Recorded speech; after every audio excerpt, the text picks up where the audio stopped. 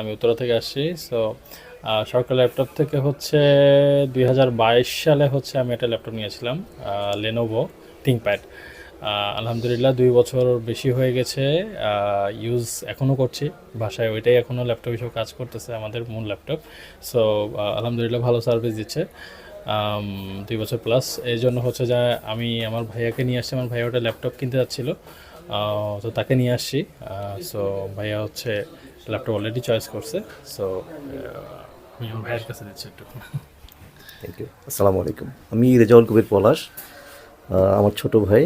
তো আমি আমার মেয়ের জন্য একটা ল্যাপটপ কেনার কথা ভাবছিলাম, ওর সাথে শেয়ার করলাম। তো ও আমাকে পরামর্শ দিল যে ও সরকার ল্যাপটপ থেকে এর আগে 2 বছর আগে একটা ল্যাপটপ নিয়েছে এবং খুব ভালো ফিডব্যাক ওর।